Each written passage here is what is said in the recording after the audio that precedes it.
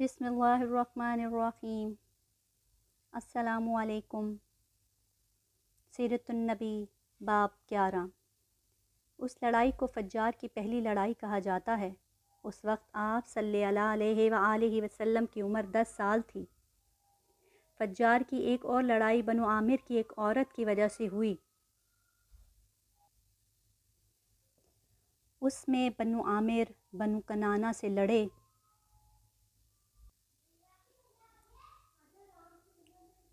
کیونکہ کنانہ کے ایک نوجوان نے اس قبیلے کی کسی عورت کو چھیڑا تھا۔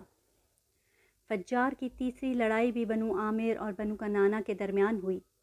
یہ لڑائی قرض کی ادائیگی کے سلسلے میں ہوئی۔ فجار کی ان تینوں لڑائیوں میں نبی صلی اللہ علیہ وآلہ وسلم نے کوئی حصہ نہیں لیا۔ البتہ فجار کی چوتھی لڑائی میں آپ نے شرکت فرمائی تھی۔ عربوں کے ہاں 4 مہینے ایسے تھے کہ ان میں کسی کا خون بہانا جائز نہیں تھا۔ یہ مہینے ذوالقعدہ، ذوالحج، محرم اور رجب تھے۔ یہ لڑائیاں چونکہ حرمت کے ان مہینوں میں ہوئیں، اس لیے ان کا نام فجار کی لڑائیاں رکھا گیا۔ فجار کے معنی ہیں گناہ، یعنی یہ لڑائیاں ان کا گناہ تھا۔ چوتھی لڑائی جس میں نبی کریم صلی اللہ علیہ وآلہ وسلم نے بھی حصہ لیا، اس کا نام فجار براز تھا ہے۔ یہ لڑائی اس طرح شروع ہوئی۔ قبیلہ بنو کنانہ کے براز نامی ایک شخص نے ایک آدمی اروہ کو قتل کر دیا۔ اروہ کا تعلق قبیلہ خوزن سے تھا۔ یہ واقعہ حرمت والے مہینے میں پیش آیا۔ براد اور اروہ کے خاندان کے لوگ یعنی بنو کنانہ اور خوزان اس وقت عکاظ کے میلے میں تھے۔ وہیں کسی نے بنو کنانہ کو یہ خبر پہنچا دی کہ براد اور اروہ کو قتل کر دیا ہے۔ یہ خبر سن کر بنو کنانہ کے لوگ پریشان ہوئے کہ کہیں میلے ہی میں خوزان کے لوگ ان پر حملہ نہ کر دیں، اس طرح بات بہت بڑھ جائے گی۔ چنانچہ وہ لوگ مکے کی طرف بھاگ نکلے۔ خوازن کو اس وقت تک خبر نہیں ہوئی تھی۔ انہیں کچھ دن یا کچھ وقت گزرنے پر خبر ہوئی۔ یہ بنو کنانہ پر چڑھ دوڑے، لیکن بنو کنانہ حرم میں پناہ لے چکے تھے۔ عربوں میں حرم کے اندر خون بہانا حرام تھا، اس لیے خوزان رک گئے۔ اس دن لڑائی نہ ہو سکی، لیکن دوسرے دن بنو کنانہ کے لوگ خود ہی مقابلے کے لیے باہر نکل آئے۔ ان کی مدد کرنے کے لیے قبیلہ قریش بھی میدان میں نکل آیا۔ اس طرح فجار کی یہ جنگ شروع ہوئی۔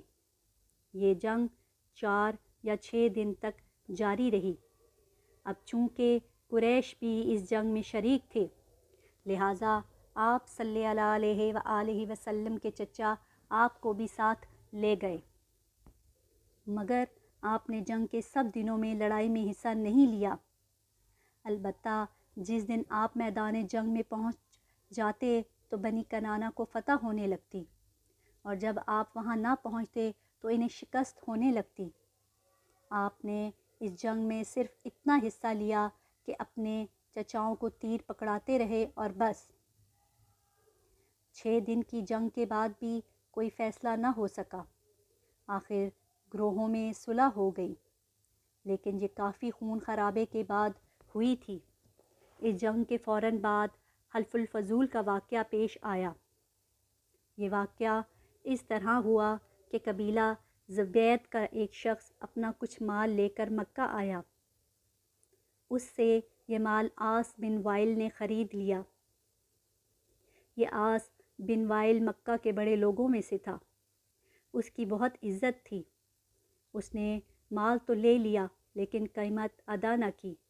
زبیدی اس سے اپنی رقم کا مطالبہ کرتا رہا، لیکن عاص بن وائل نے رقم ادا نہ کی۔ اب یہ زبیدی شخص اپنے فریاد لے کر مختلف قبیلوں کے پاس گیا۔ ان سب کو بتایا کہ عاص بن وائل نے اس پر ظلم کیا ہے، لہٰذا اس کی رقم دلوائی جائے۔ اب چونکہ عاص مکہ کے بڑے لوگوں میں سے تھا، اس لیے ان سب لوگوں نے عاص کے خلاف اس کی مدد کرنے سے انکار کر دیا۔ الٹا اسے ڈانٹ ٹپٹ کر واپس بھیج دیا۔ جب زبیدی نے ان لوگوں کی یہ حالت دیکھی تو دوسرے دن صبح سویرے وہ ابو قیس نامی پہاڑی پر چڑھ گیا۔ قریش ابھی اپنے گھروں میں ہی تھے۔ اوپر چڑھ کر اس نے بلند آواز سے چند شعر پڑھے جن کا خلاصہ یہ ہے: اے فہر کی اولاد، ایک مظلوم کی مدد کرو جو اپنے وطن سے دور ہے اور جس کی تمام پونجی اس وقت مکہ کے اندر ہی ہے۔ اس زبیدی شخص کی یہ فریاد آپ صلی اللہ علیہ وآلہ وسلم کے چچا زبیر بن عبد المطلب نے سن لی۔ ان پر بہت اثر ہوا۔ انہوں نے عبداللہ بن جدعان کو ساتھ لیا اور اس آدمی کی مدد کے لیے اٹھ کھڑے ہوئے۔ پھر ان کے ساتھ بنو ہاشم، بنو زہرہ اور بنو اسد کے لوگ بھی شامل ہو گئے۔ یہ سب عبداللہ بن جدعان کے گھر جمع ہوئے، جہاں ان سب کو کھانا کھلایا گیا۔ اس کے بعد ان سب سے خدا کے نام پر حلف لیا گیا۔ حلف کے الفاظ یہ تھے: ہم ہمیشہ مظلوم کا ساتھ دیتے رہیں گے اور اس کا حق اسے دلاتے رہیں گے۔ اس حلف کا نام حلف الفضول رکھا گیا۔